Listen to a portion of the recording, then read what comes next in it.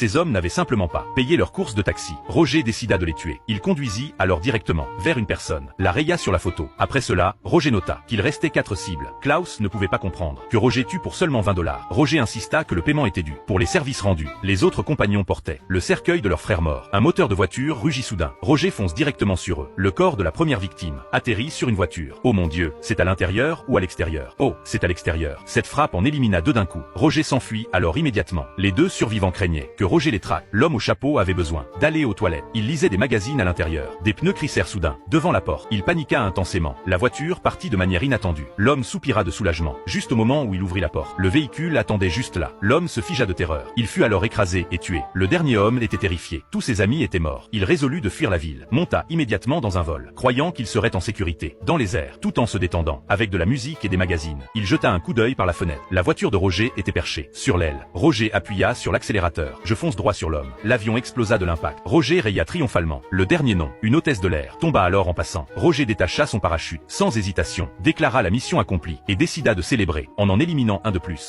Vous vous souvenez de la fin de l'expérience du chat et du chien? Dans le dessin animé, le chien a tué le chat. Cependant, l'intrigue est inversée. Mais ce n'était pas pour un oiseau, c'était pour une ceinture. Un jour, le chat voulait aller voir son bien-aimé, mais il devait emmener le chien avec lui. Dès que le chien a vu une belle femme sortir une balle, il a perdu le contrôle. Il s'est élancé vers l'avant et l'a poursuivi frénétiquement. Résultat, ils ont percuté un rat de mer sale. Rapidement, le chat a senti que quelque chose n'allait pas avec son corps. Il a cru qu'il portait l'enfant du rat de mer. Alors il s'est dépêché de trouver le docteur Lapin pour faire une échographie. Heureusement, il n'était pas enceint. Il avait juste attrapé des puces. Le chat a commencé à gronder le chien. Le lapin a dit qu'ils avaient besoin d'un bain médicamenteux. Le chien a sauté directement dans le bain médicamenteux. Mais le chat, ayant peur de l'eau, a refusé. De toute façon, le lapin a dû sortir une ceinture anti-puce et leur demander de la porter en permanence. Cependant, avec cette ceinture, le chat et le chien étaient moqués par tout le monde dans la rue. Même l'amoureux du chat s'est moqué de lui, l'appelant un plou. Quand ils sont rentrés à la maison, le chat en colère a poussé la ceinture vers le chien, disant qu'il n'en avait pas besoin. La nuit, le chien dormait paisiblement, tandis que le chat semblait très torturé. En fait, les puces avaient commencé à faire la fête. Le chat devenait de plus en plus comme Bancroft, s'effondrant complètement, jusqu'au matin, quand le chien s'est réveillé et a rapidement rendu